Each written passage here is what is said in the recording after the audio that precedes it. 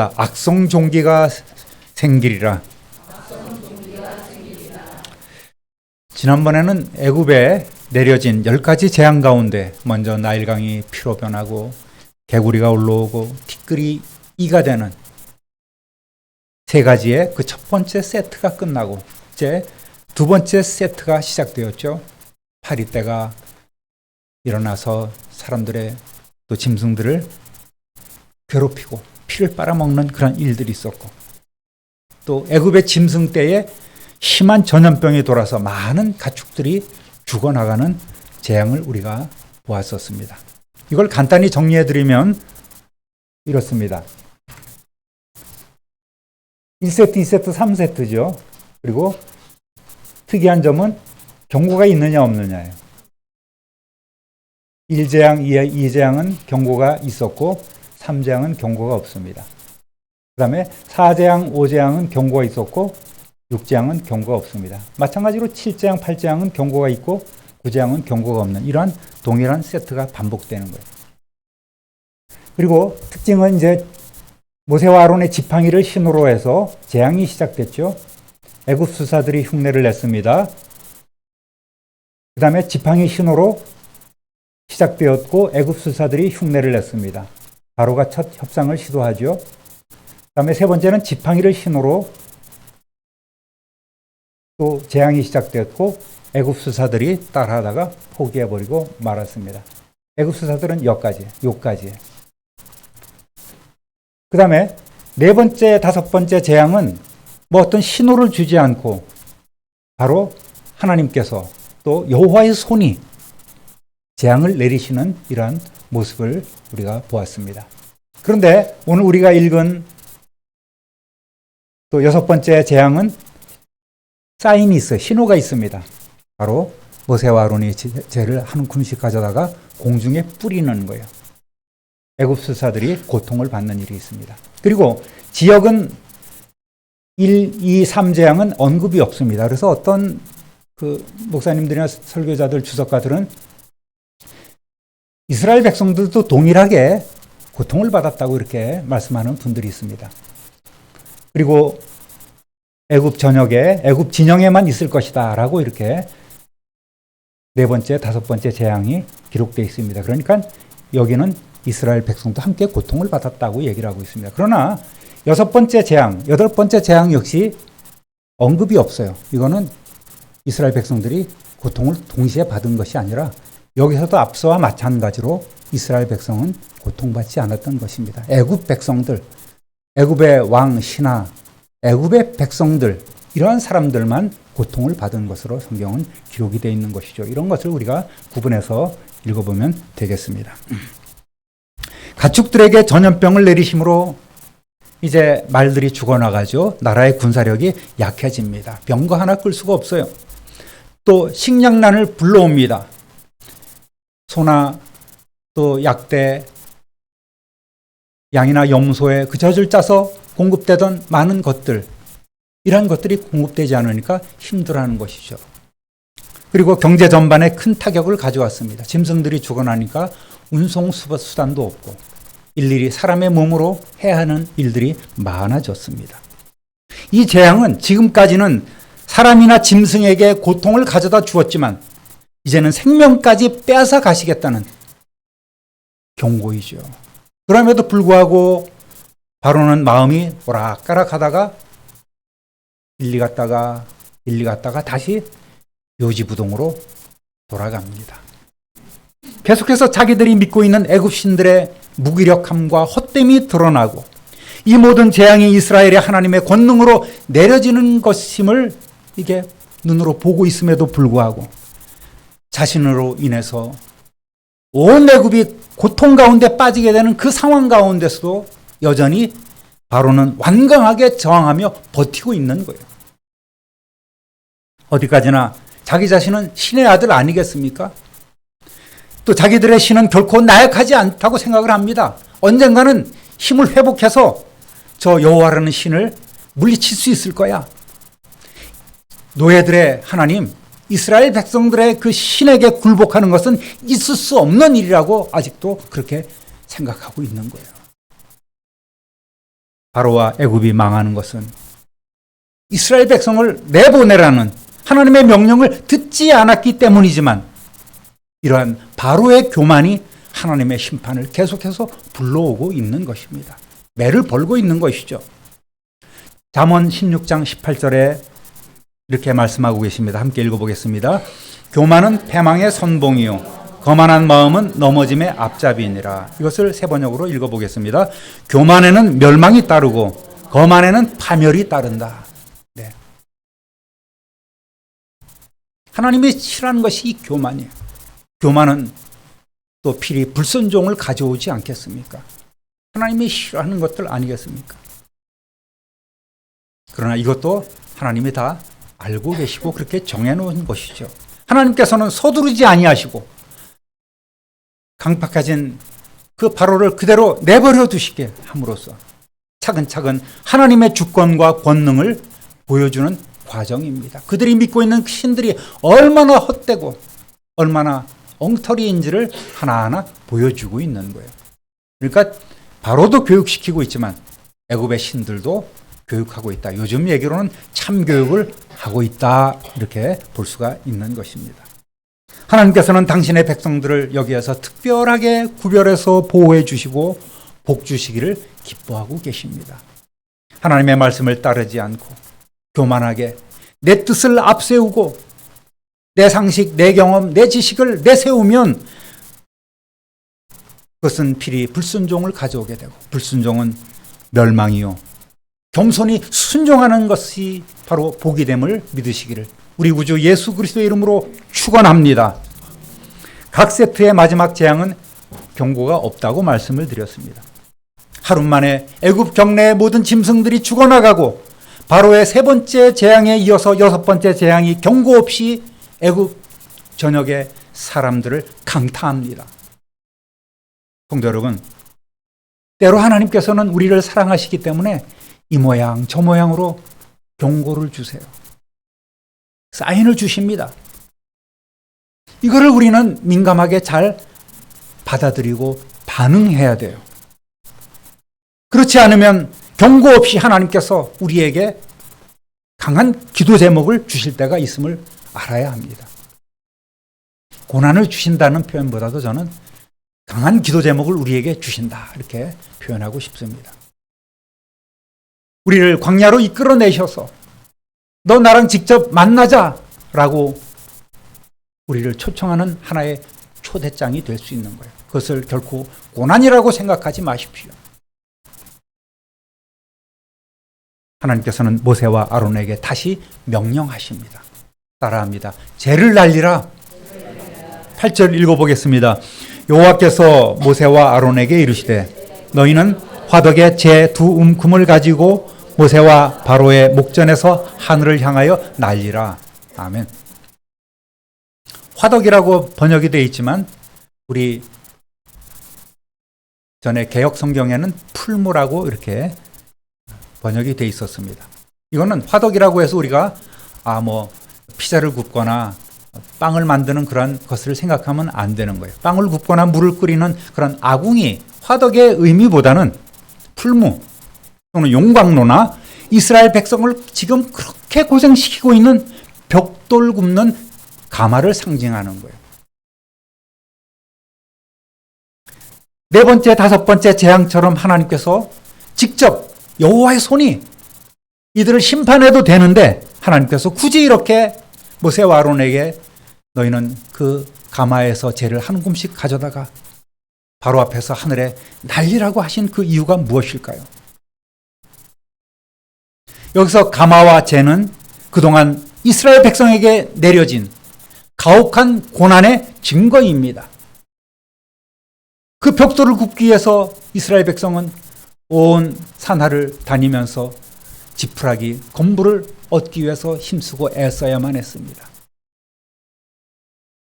정해진 그 벽돌을 구워서 바치지 않으면 그들은 심한 고통을 받았었습니다. 그러니까 이 벽돌 굽는 가마라는 것은 이스라엘 백성들에게 참으로 고난의 상징이고 그 재는 이 고난을 의미하는 것이라고 볼 수가 있겠습니다. 그들은 애굽의 도시 건설을 위해서 무수히 많은 벽돌을 구워서 바치고 바쳐도 그들에게 돌아오는 것은 가혹한 노동밖에 없었던 것이죠.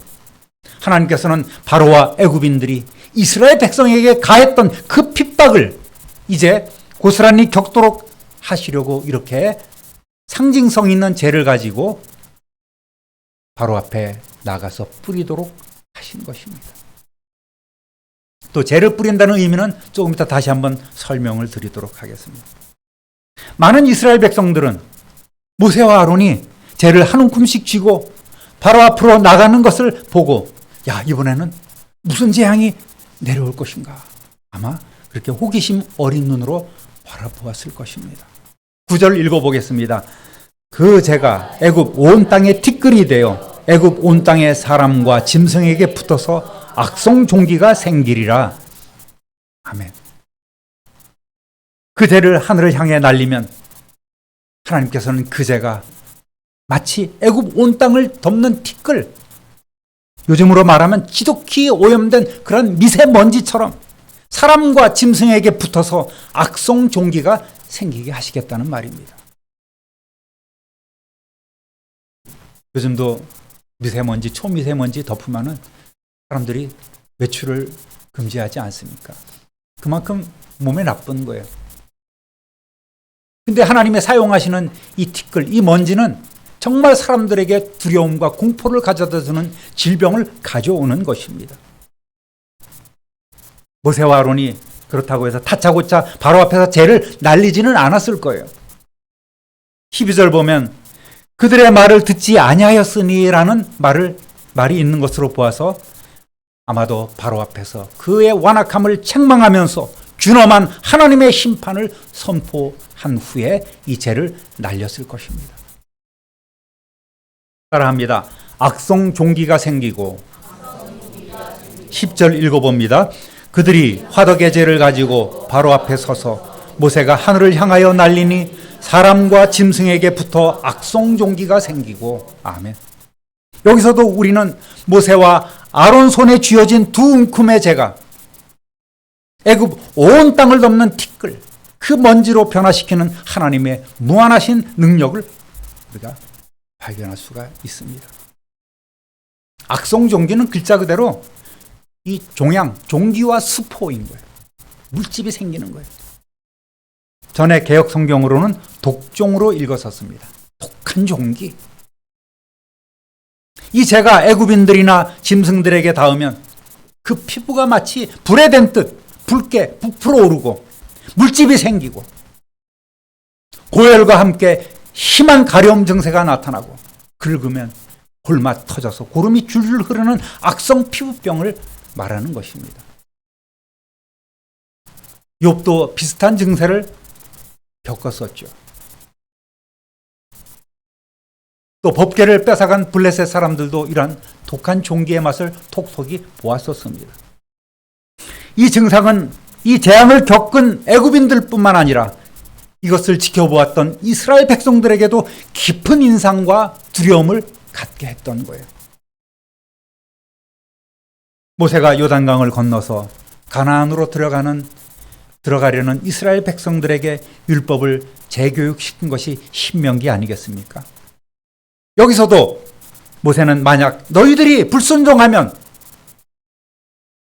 많은 저주를 받게 될 것인데 그 가운데 하나가 이 질병이다라고 이렇게 보기로 들기도 했습니다.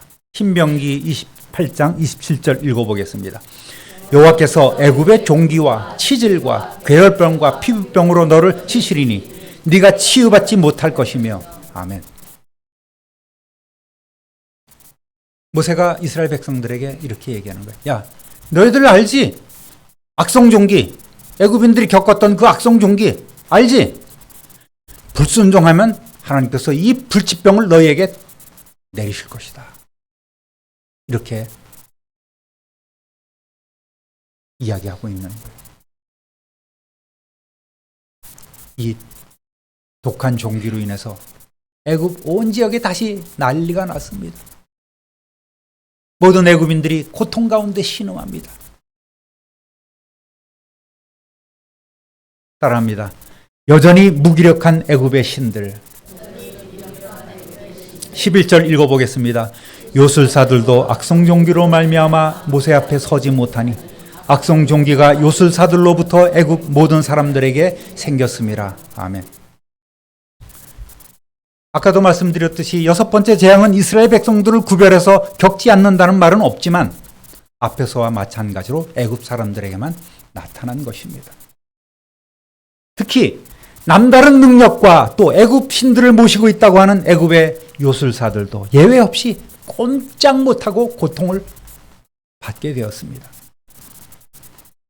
자료를 찾아보니까 애굽에는 치료를 관장하는 많은 신들이 있어요. 대표적으로 치료의 신인 세크메트란 신이 있고요. 세르케트란 신이 있습니다. 그리고 타이푼이라는 신을 섬겼어요. 이외에도 치료를 관장하는 신들이 많이 있습니다. 이 애굽의 요술사들, 제사장들은 왕궁에 치료의 신들을 섬기는 제단을 세우고 그곳에 악신의 그런 노여움을 달리기 위해서 사람을 불태워서 드리고 제사장은 그 죄를 공중에 뿌렸다는 거예요. 사람 태운 죄를, 인신공양한 그 죄를 공중에 뿌렸다는 거예요. 그러면 그 죄가 떨어지는 곳에는 질병이 달아난다고 생각을 하고 있었습니다. 그러니까 아마도 이 요술사들도 이러한 일을 행했을 거예요. 애굽의 그런 독한 종기들이 발하고 사람들이 고통받으니까 또 자기들에게도 이러한 고통이 다가오니까 자기들의 그런 치료하는 신들의 신전 앞에 나가서 사람을 잡아서 애굽 사람들이 아닌 노예들을 주로 이방인들을 잡아다가 그렇게 인신공양을 했다고 알려져 있습니다. 그리고 그 죄를 자기들 몸에도 뿌리고 왕궁에도 뿌렸을 것입니다. 그럼에도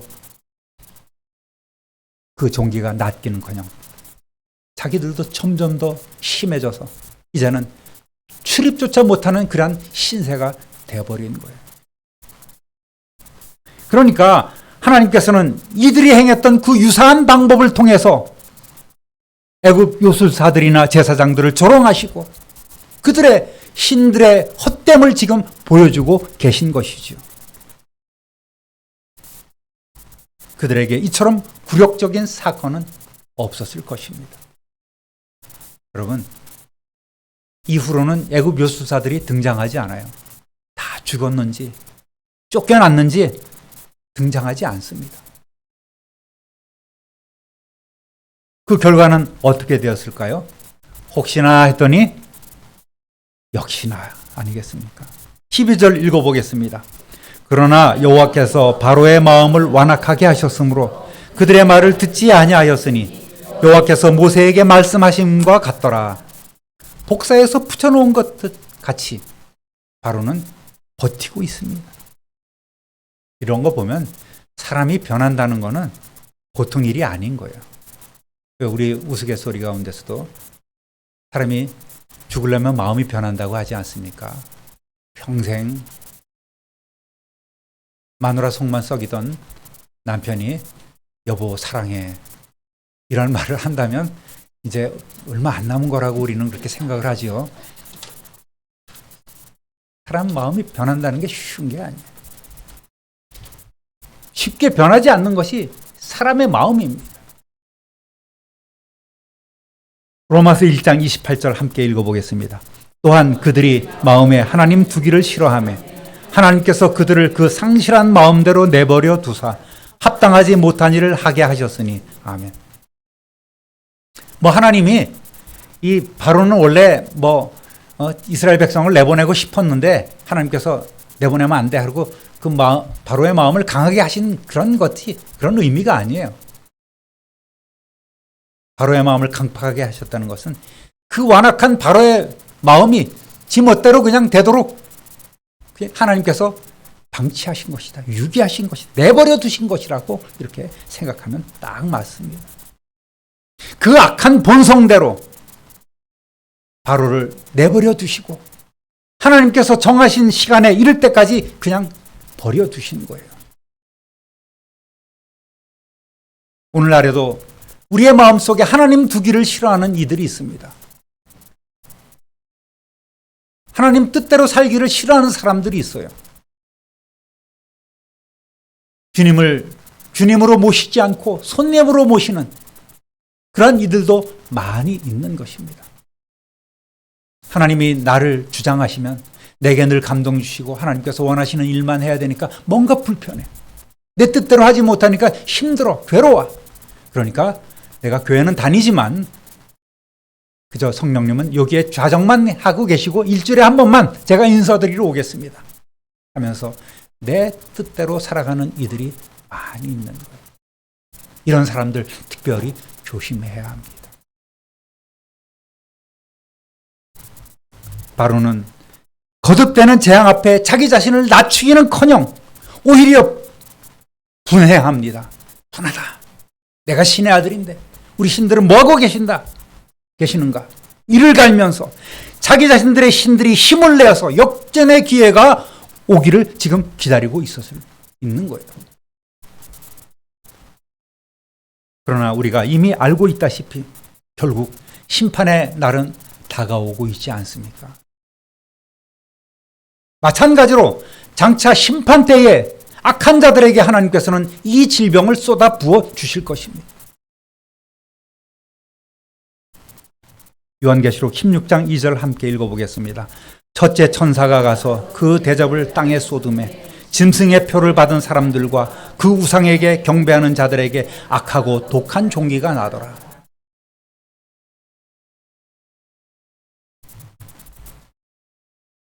얼마나 무서운 질병인지 하나님께서 심판의 도구로 지금 계속 삼고 계시지 않습니까? 정신 차리라는 거예요. 사랑하는 우리 참빛누리교회 성도 여러분, 오늘도 우리 주님은 우리를 당신의 도구로 사용하시기를 원하고 계십니다.